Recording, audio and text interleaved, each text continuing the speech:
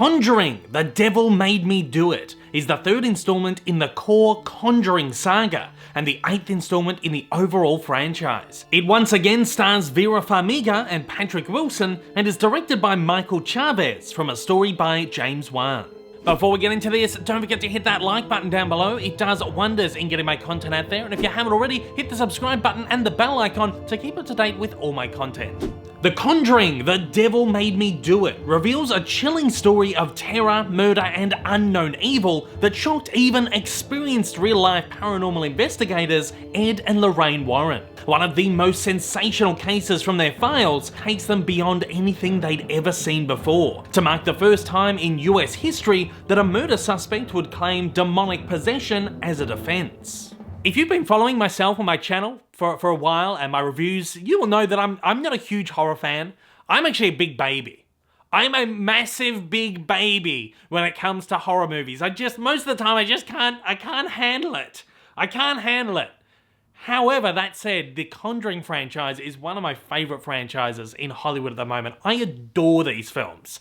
I think these movies are amazing. In fact, the first one is probably my favorite horror film of all time, next to Stanley Kubrick's The Shining. But I have watched it, I reckon, at least 4 times. I love it so much. And that said, I think the reason I really like these movies, the reason these movies work so well for me is because they're not just a straight up horror film. There's heaps of thrills and chills and frights and jump scares and all that kind of stuff, but they have this really gorgeous backbone, which is this really beautiful human story that is brought to them through the characters of Ed and Lorraine Warren. Now, of course, there's a bunch of spin-off movies which aren't, as great as the core films, and they pretty much just exist in their own plane as pretty much just like haunted house jump scare films with very little backbone, but they're still, quite enjoyable. I've enjoyed pretty much all the movies in this franchise to varying degrees. So now we are finally getting another installment in the core Conjuring franchise with The Devil Made Me Do It.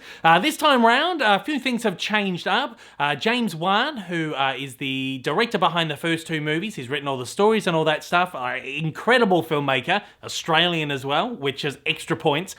He's left the directorial chair for this one. He's handed this one over to Michael Chavez, who previously directed The Curse of La Llorona, which is known here in Australia as The Curse of the Weeping Woman. That was one of these kind of Conjuring spin-off films. He is now in the director's chair of this movie, and let me tell you, if you didn't know that this movie was not in the hands of James Wan, you probably wouldn't know, because this movie feels like such an organic follow-up to the first 2 movies. So many times you get a franchise that hands over to a different director, part way through, you see such a massive shift. So The Conjuring 3, The Devil Made Me Do It, really did have the possibility of feeling very different, of feeling like it was cut from a different mold and feeling like it was not an organic sequel to the other 2 films. But it really is. Michael Chavez has really... Now, I don't want to say that this is not his style, because I feel like he does add his own flair to it, but he is very mindful of keeping in the style that James Wan has built for this franchise. He understands that unlike the spin-off films, this is part of, again, this core franchise of Conjuring movies, and I think you can tell that he's quite aware that he doesn't want it to feel too different, like it stands on its own like the other movies. It has to feel like it fits in with the previous 2, and it really, really does. Not only visually, but in the way that he builds the suspense in the movie, the way he delivers frights, the way that, the characters are delivering their performances, absolutely everything. This feels like such a beautifully organic follow-up to the previous 2 films. And now a big part of a worry of this is also that you feel like sometimes if a director hands over to someone else, you kind of feel like, well, maybe this movie is going to be inferior, that's why the director jumped ship, maybe this is like a film that has been, built by the studio simply to capitalize on the back of the popularity of the franchise. But that is totally not the case here, because James Wan has been heavily involved in this as a producer. He wrote the story for this as well.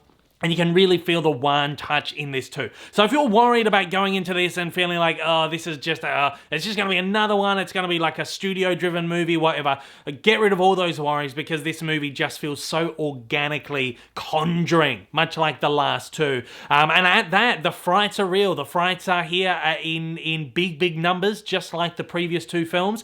There's a lot of great jump scares. There's a lot of great, real, tense, creepy moments too, which you really, really want from these franchise. But that said, the story is here as well, and the story is absolutely terrific. The great thing about this is that in one respect, yes, it does want to stay true to the original two movies, but it also understands that to keep this franchise chugging along, it needs to make a few minor changes or a few major changes. The first two movies are haunted house movies. You've got Ed and Lorraine Warren going to haunted houses, whether it is the Perron house from the first film or the Enfield house in the second film. They are haunted house movies where Ed and Lorraine are investigating a spiritual disturbance or, you know, a poltergeist or something like that. This one, it kind of starts out like that though. You are thrown straight into like a demonic possession scene, and then the movie does go down quite a different path.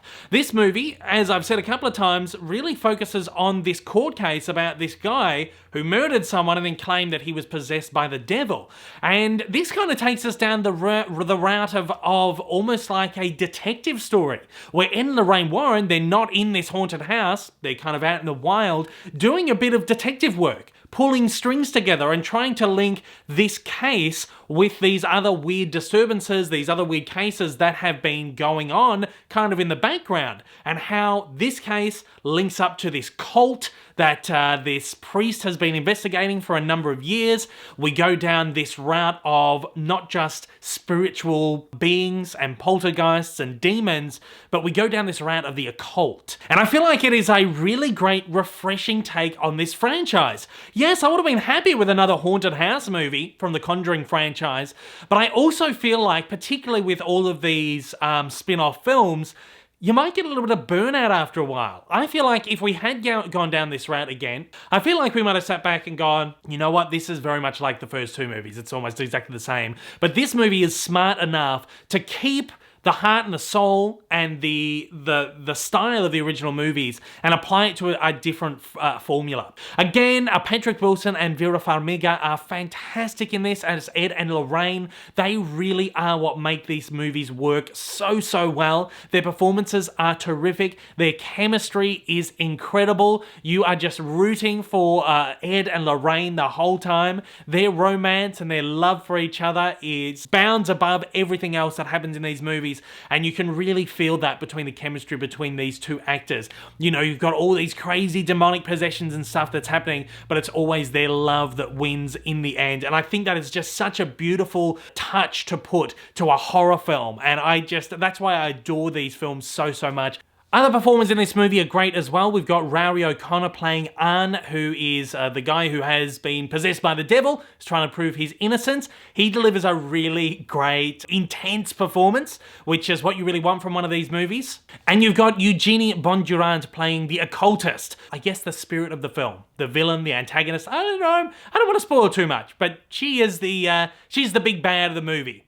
Think The Nun from Conjuring 2 and dial it up a little bit, because you're in for some real frights with this character. I think everything about this was just all round really, really, really good. If you're a fan of the Conjuring movies, I am sure you will love this. For me, the first Conjuring movie is almost untouchable, but these two sequels are very, very, very close. And I feel like this one is probably on the same level as Conjuring 2 for me. These are all just really top tier movies. And at that, I'm happy to give The Conjuring 3 a 4 out of 5.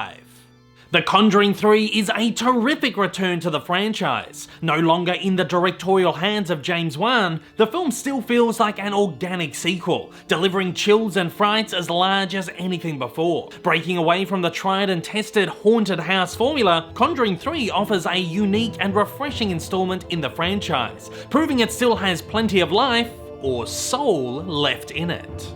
The Conjuring 3 is open in Australian cinemas as of June 3rd, 2021. It's open over in the US, in both theatres and on HBO Max as of June 4th, and it's been open in cinemas over in the UK for about a week already. Thanks to the incredible teams over at Warner Brothers Pictures Australia and Universal Pictures Australia for making an early screening of this possible for myself for the purposes of this review. And thanks everybody out there for watching and joining me for another review. I'll see you on the next one. Take it easy, guys.